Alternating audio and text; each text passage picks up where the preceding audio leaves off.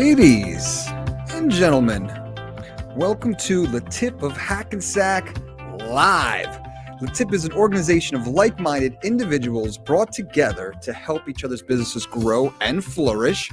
And in LeTip, we have these things called visitations or one-on-ones where we meet with other business owners, get to know them personally and their business, so we can see how we can help them and their business.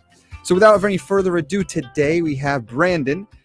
He's one of our top guys here at Undefeated Media. He's going to be interviewing Manny from Above All Services. So without any further ado, guys, take it away. Hello. Yes, so I'm one of the videographers and the media planners here, also known as a professional button clicker. And I'm here with Manny. So I met Manny through our LeTip group, of course. And Manny, just give us a breakdown of who you are, what you do, and a little bit about your business too. I'm just a plumber. I own a plumbing company in Wayne, New Jersey. That's about it. I don't know. What got you kind of into plumbing at the beginning? Is it something that you kind of just encounter along the way, and then it grew into something, or was it you always knew? I gravitated towards it. I had no idea about anything as a kid growing up in regards to what I wanted to do or what I was going to do. Parents obviously had other thoughts for me, go to college, do whatever. I worked at BJ's Wholesale Club for a while through high school and even a year or two afterwards while I was going to community college. And while I was there, I was friends with a couple people, and this one individual woman was very we were just very close, and she would talk to me about what are you going to do? You're not going to do this. You're so blah, blah, blah. And I'm and she'd get into conversations about construction and how some people work in high rises. And sometime during those conversations, my best friend started doing plumbing at a plumbing company, and his sister started working at a different plumbing company as a secretary, and a job position opened up. And he asked me, because I was like, oh, this is cool. Donna's telling me about construction, and now you're doing plumbing. And, he's like, yeah, my sister says there's a job at her place. And I'm like, oh, I'll go for an interview. I started doing that. And after, honestly, right away, I was interested because it's just a cool job. You learn so much, especially if you're into Legos and things like that. You know what I mean? It's like putting things together and figuring out where missing pieces and just seeing construction as someone who's never seen construction or anything like that. Really, or even not seeing it, but not paying attention to it or not literally absorbing it, being thrown in there was really cool. It's kind of like being a detective at times too, figuring out where there's a leak or, there's an interest in it, There's more nuances and intricacies when it comes to it. It seems like a pretty natural progression. What about what made you want to open up your own business? I think it was the success of my boss at the time. Just seeing how his life was, it was very structured. It was just, he liked what he was doing. I liked what I was doing. I liked seeing how he had numerous guys that he was mentoring along the way. And, I came in with a group of 7 or 8 other guys at the time that were doing we're helpers, learning how to from scratch. He didn't hire people that knew anything. He wanted to train people from the ground up. And watching him talk to the other mechanics and the younger guys, the older guys and the younger guys, and just seeing how they were learning so much, and it just captivated me. I just wanted to just be one of the guys that were learning. And it was competitive because there was 6 other guys, besides myself, maybe 7 at times, that were competing to get into one of those positions that would be in a truck to do whatever. And that was interesting. Just getting to that point, being better, or not better, but trying to keep up with the other guys and learning what my boss wanted. And his main philosophy was if you're organized and you're clean, and everything is it's not only going to be beneficial for the customer, which is ultimately what he wanted, but it makes your life better, and it makes you grow as a person too. If your truck is fully organized and you know where everything is, and you clean up after, and you're considerate, you take that into your own life. You find that your room is now suddenly organized and clean, and Mhm. you have your things where you're supposed to be. And, it was life changing in a way.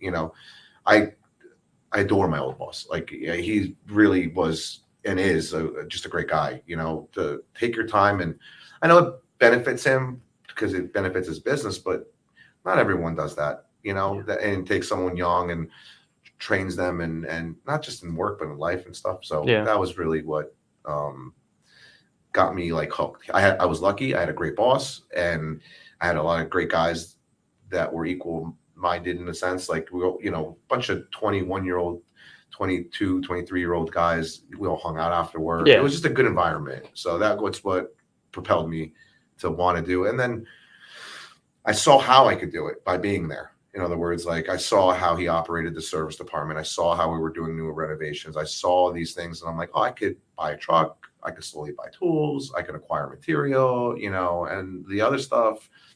Once you're good at the work, not to say that you shouldn't be good at the back end office stuff, but that can come with time as long as you're good at the work, and you care about what the customer's getting. And Yeah, absolutely. I mean, especially structure that pretty much applies across the board. And also like pedaling off of that, I kind of want to ask too, what was that transition like from being a worker to now a person running not only just the work aspect, but also what would be the back end, like dealing with clients, things like the legal aspect too, like taxes. Like how do you like manage that? that's been the toughest part. Hmm.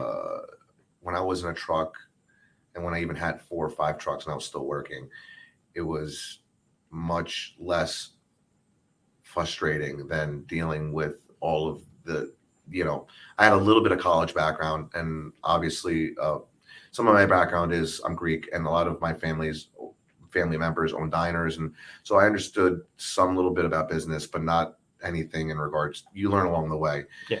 So I learned a lot of that along the way, and I'm still learning. And that's why I love LeTip, because you learn so much from all different aspects of different types of businesses and how to communicate. And that's been one of my focal points in the past 2 years, is like to really learn how to talk to people. And I can say I can give you this and I can give you this, but then it gets convoluted with you should be as upfront and as direct and lay out as much as everything as you possibly can when you're trying to make someone happy and give them what they want. And when you're doing it in the beginning, you kind of just say yes, and you do, and it ends up hurting you in some ways, because you just want to make people happy, so you'll do anything to make people happy. And then as you grow as a business, you learn that you have to explain this and explain that, because then you get yourself put into situations where you might end up doing a lot of free work because you're trying to make someone happy. And if you just communicated just a little bit in the beginning and said, like, listen,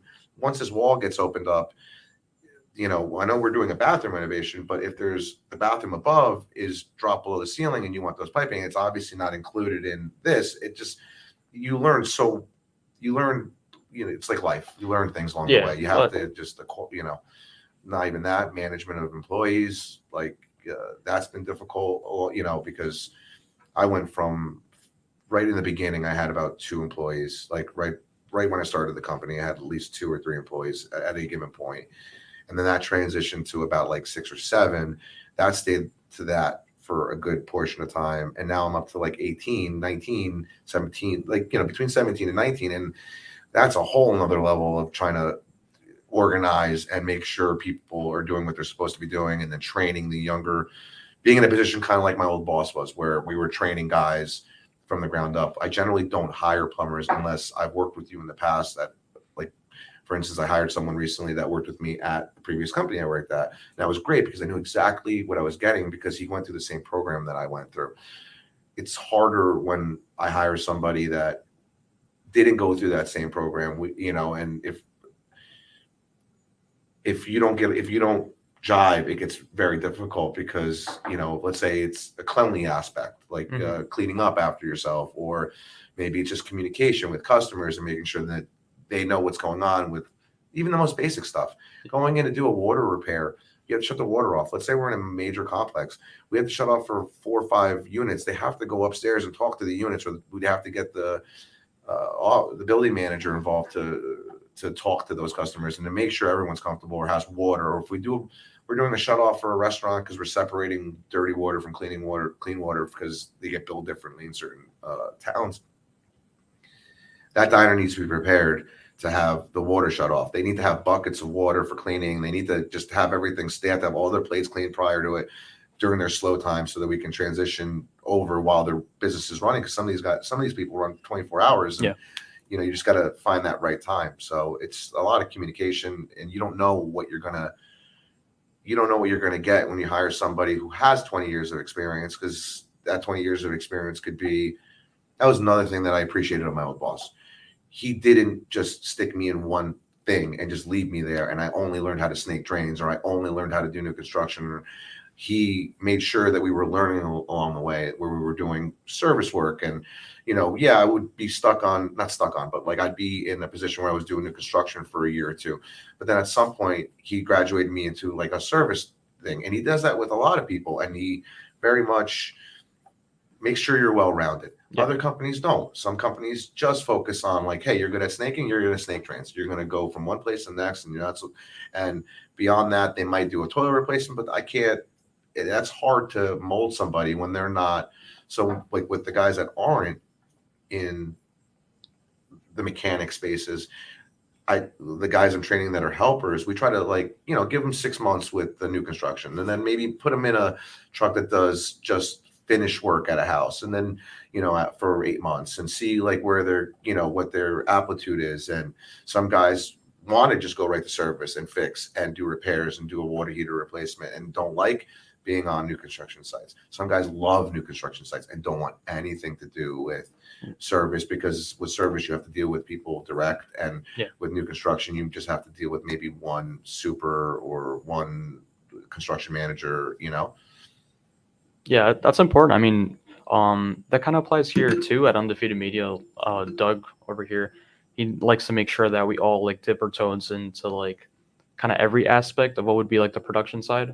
And me personally, like, it's helped me a lot. But I do want to ask you something. This is like pure curiosity. Sure. So in our industry, there's always new tech that comes out that either will just be like a better iteration of something that already existed, like a way better that we got 2 days before. Sadly. Or maybe something completely new that just changes the game and saves you time, saves you money. Is that very common, or like, can you give me maybe an example or two of things That's a great question. Like a product or something? This is one of my not good traits. I get stuck in a rhythm and it works, and it's hard to not, like, for instance, like power tools is a good example. Mm-hmm. The world has changed with tools. When I started, you had a sawzall, a drill. Yeah, you had cordless screw guns, but they weren't what they are today by any stretch of the imagination. And on top of the fact, now everything's cordless. So now that thing that was in a box with a cord that had a lot of power, they're actually making cordless. They're making cordless drills. They make cordless everything. Yeah. So, and the material has changed too. When I started, we were copper pipe.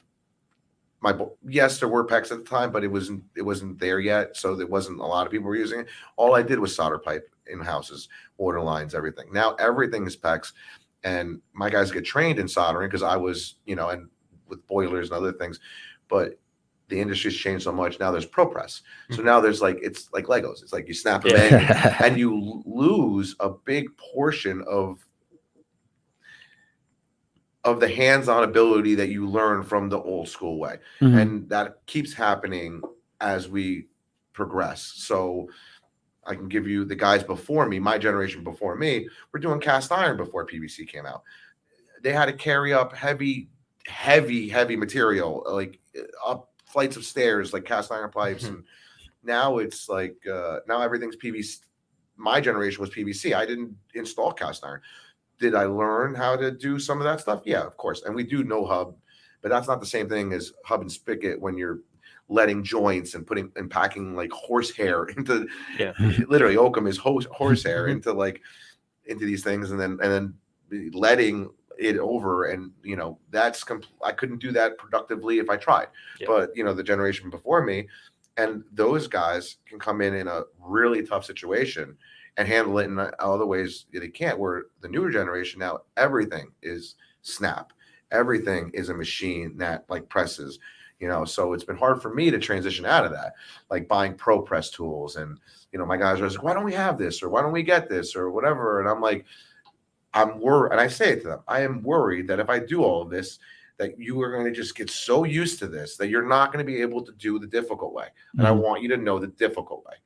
Like, and the difficult way always, it also mattered. Like you, prior to the start of this podcast, you were saying about your, I think father-in-law or someone with the basement, they wanted everything clean and neat and everything like that. Doing it the difficult way forces you to do things clean and neat when everything is so easy and it's a pro press and it's a crimp or it's something. It takes away from that. It takes away from like, oh, I have to put these two pipes together. I got to put a blowtorch in a ceiling, and I have to avoid burning someone's house down. Like it's taking away from the level of thought that's involved in the consideration and what you're doing and where you're going to put something, where you're going to take something, or. Yeah, you got to be focused when you have a blowtorch in your hand rather than like, oh yeah, let me just snap it. And then you might forget to snap one of the things in, and then now you have a big problem, a big leak. I do want to remind everyone that we are live. So if the people out there have a question, comment, or concern, you put it in the comments section and we can answer it live. But yeah, this is great stuff. Keep on going, Brandon. Yeah, I mean, that completely makes sense. But I'm sure you still have to train them when it comes to like older piping, only because especially around here in New Jersey, there's a lot of older homes with like absolutely like non-modern piping. So yeah, how do you go about sort of like learning these new techniques? Do you just do it through one of the people that you just like recently hired that maybe just are more aware of the newer techniques, or No, I'm a avid video watcher of all things, and one like I guess the new generation, or you get TikTok on your phone. You're not just watching funny cat videos. You're watching things you're interested in, and I'm interested in plumbing, so I'll watch a video on a new tool being used, or some like now recently it's gas.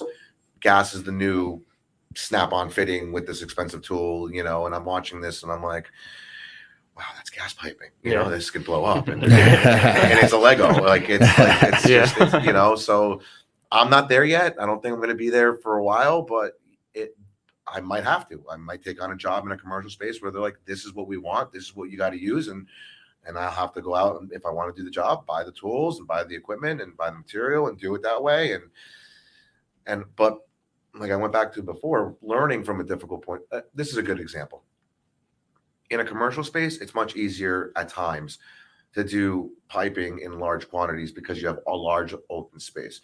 You take different versions of houses as they've been created over the years, like you started with a cave, then you ended up with a split or a ranch, especially like a split level or a bi-level.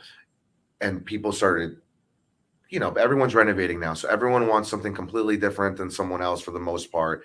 It gets very difficult trying to pipe something in a residential space where you have to put a lot of thought into it. If someone wants, let's say, body sprays or rain heads in a wall that you can't fit it in, and you have to get like very technical, and if you're going to try to make it look good on top of that, it gets even more complex.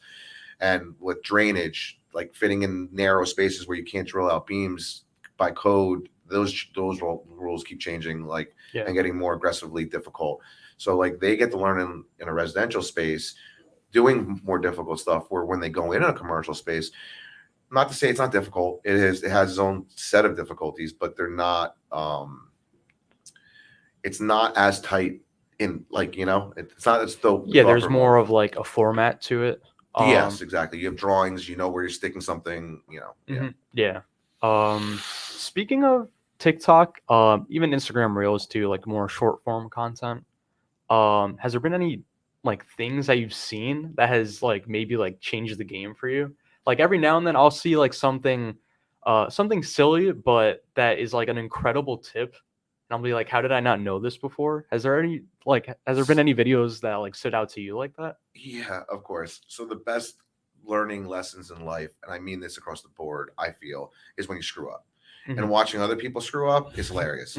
And so if you can watch other people screw up things and and it's sad to laugh about it because it's someone having a horrible situation, but you can learn quite a bit. You can learn quite a bit of watching some guy getting a snake caught into a drain and having him pull it with his pickup truck, and all of a sudden the world ends, you know, or someone cutting something underneath the sink and literally a waterfall of water, and he's just sitting there like, and you just see like the havoc that goes on with him trying to stop a waterfall of water coming in while people like the homeowner.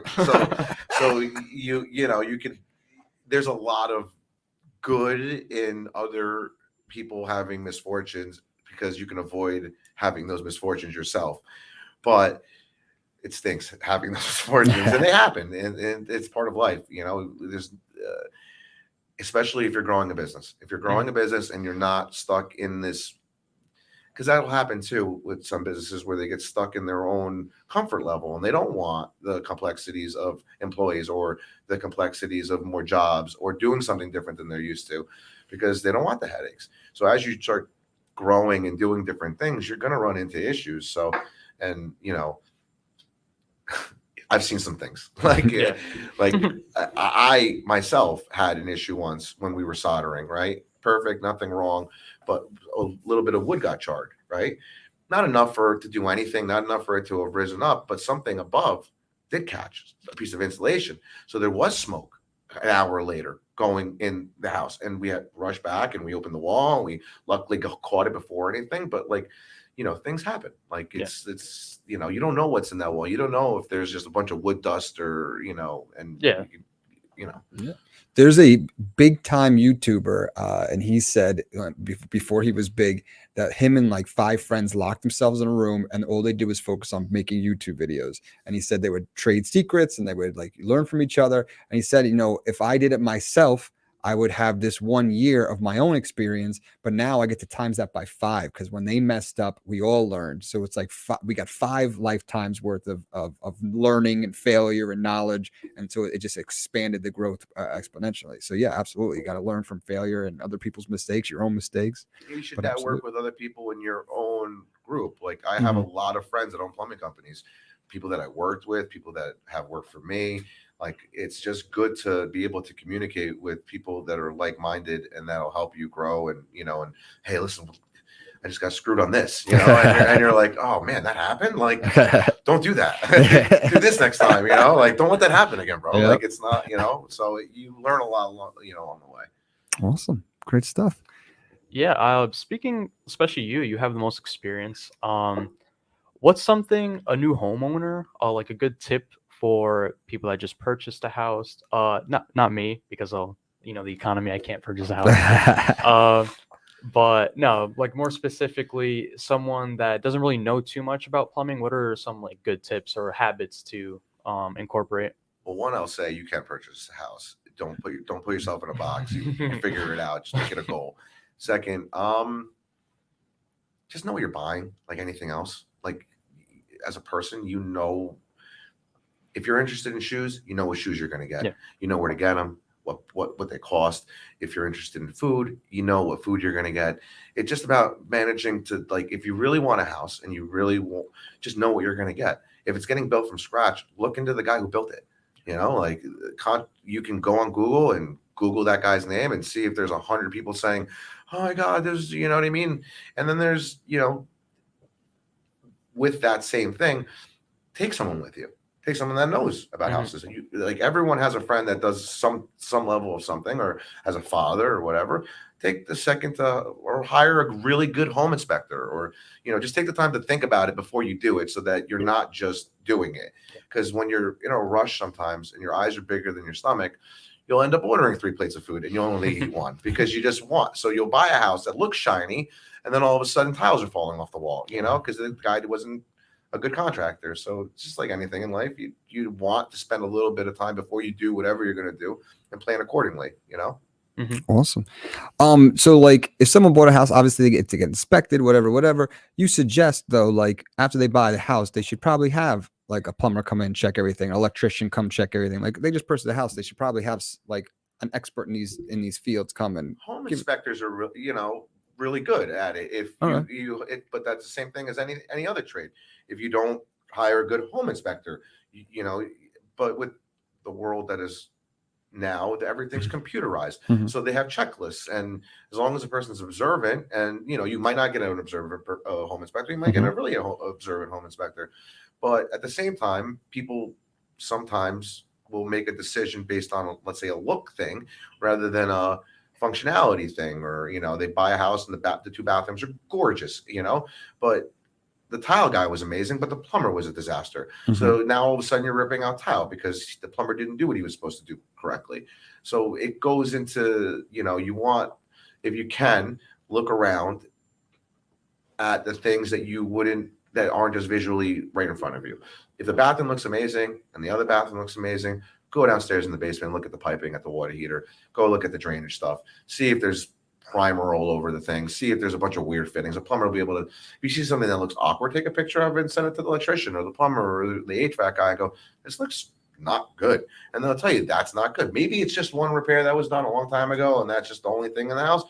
But you can catch things if you're observant enough to just open your eyes to, like, don't just focus on the good. There's a million different things in the house, like buying a pair of shoes or something. Like I was using the example of shoes. Like, you can go on the internet and find a pair of Air Force Ones, and they might not be Air Force Ones. They might be from someone in China that just built them on the side. And, you have to know what you're getting, Absolutely.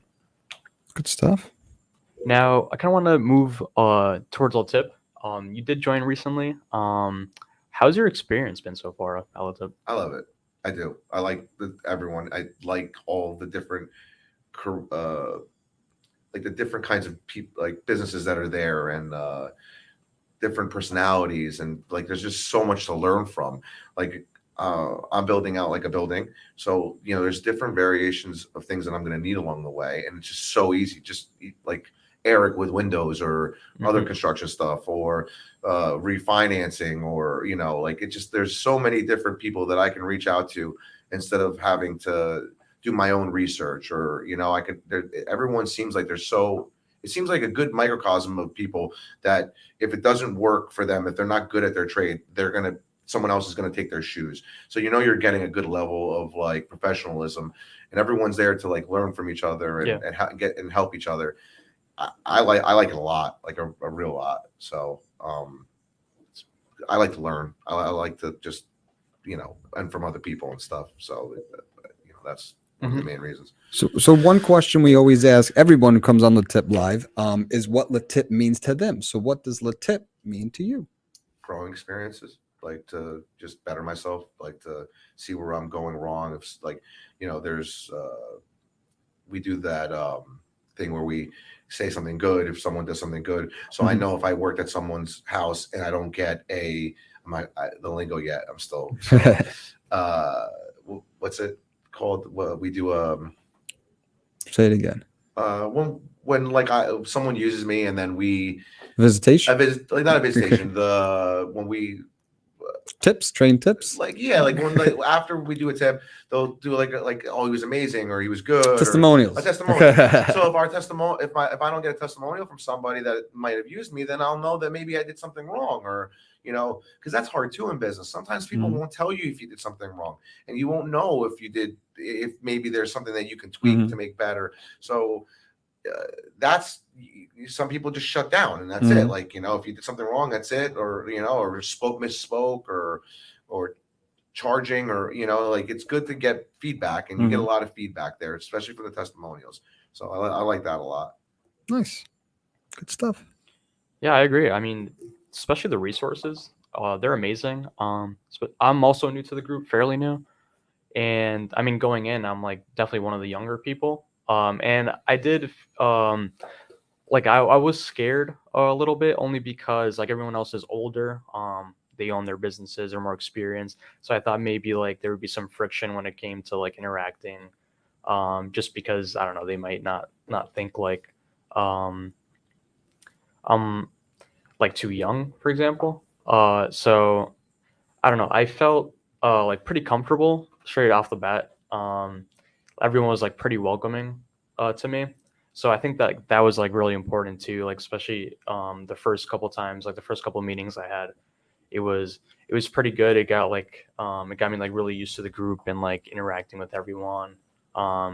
Especially during the visitations, like I got to meet like great people. So yeah, LeTip's like been awesome. So like what you were saying, for growing, and everyone at LeTip wants to grow their business. You know, if you're trying to grow your business and you're really adamant about it, you're not just learning from people that are older than you. You're learning from people that are younger from you too. Like you were saying before about what new things are coming into place. My guys come in that aren't as experienced as me, and they'll be like, "Oh, look at this awesome thing that like lights up the entire room with one little battery," and there's, and I'll be like, "Oh, that is cool." We're not getting it, but it's cool. You can learn. As long as your eyes are open, you can learn from anyone, anywhere, in any situation. And being young, you have things that us older people haven't seen. Sorry, haven't seen. So I wouldn't take it from that point. I would take it from, you can learn from them, and they can learn from you too. Yeah. So. Absolutely. Do you have any tips or tricks for a newer member who just joined the group and to help their experience? Any tips for new members? Just keep your ears open, eyes open. Nice. Just, try to be polite and just do your best to be a part of it. It seems like I'm okay right now, but generally I'm very not talkative, and I try to be as open as I can there because I really like the group a lot. So, but for some people it's harder, like you were saying, maybe it's a little difficult because you're younger, but try to know that they like you, that they're happy that you're there, and you're happy that you're, so. Absolutely. Good stuff. Anything else, Brandon? Anyone else you got? We also want to remind you guys that we are live. So if you have a question, comment, or concern, you can put it in the comments section and we can answer it live today with Manny. What are your hobbies, like outside of like everything that you do? That's a good question.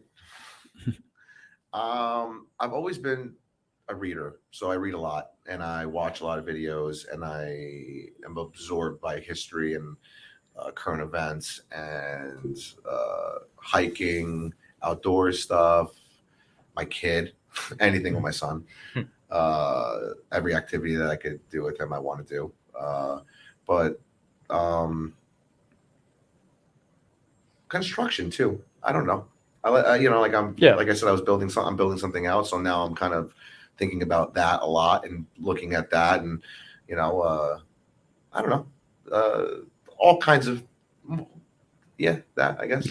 No, yeah. My friends, my core group of the kids I grew up with in middle school and elementary school, I'm still very close with all of them. So they're a big part of my life. I try to spend as much time with them and my wife and our group as I can. So things like that. Mm-hmm. Yeah, totally. That's important. Their kids, my kid, that's yeah. What about sports? Not a big fan. Really? No sports whatsoever? I grew up with hockey, so that is the one thing I actually do enjoy to watch, but I am not at all interested in, other than if the Rangers get close to like a Stanley Cup scenario. That's as far as I'm willing to really. I'll watch that, and I'll watch a Super Bowl more for the commercials. But no, I'm not a sports person. I've been liking boxing lately though, so I've been watching old because I do like a CrossFit thing, and that's in that, so that got me a little bit interested. So watching Mike Tyson, or I watched the video of the Rocky V guy, Tommy Gunn. Tommy Gunn. There was a whole 30-minute thing I watched on YouTube the other day of his rise to fall. And the actor, or Tommy Gunn, in the movie? Both. He was the same guy. So the actor was an actual boxer, and he looked, and from my point of view, I don't know.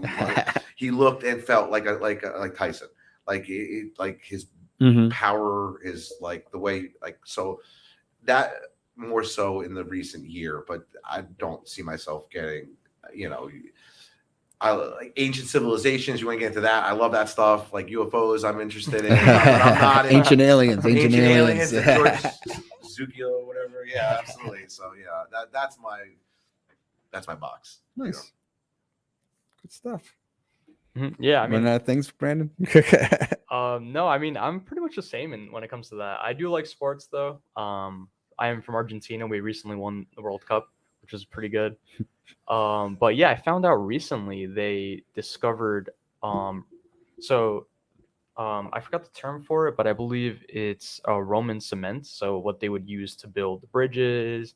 For the longest time, they didn't really know like what it was made out of, and like why it was just so good in terms of like holding up over time. Like these are buildings that have been like around for like way too much time to like be just cracking now, you know? Yeah. So yeah, I mean, they recently, I believe the way they found out was pretty cool too. Apparently, they just shot a bunch of electrons through a piece of just the cement, and it was kind of like a negative thing. So it would give you the negative result, and then you would flip that to get the end result. So you would see all the compounds within that cement, and it's just so crazy because we have like our cement nowadays, which is like sand.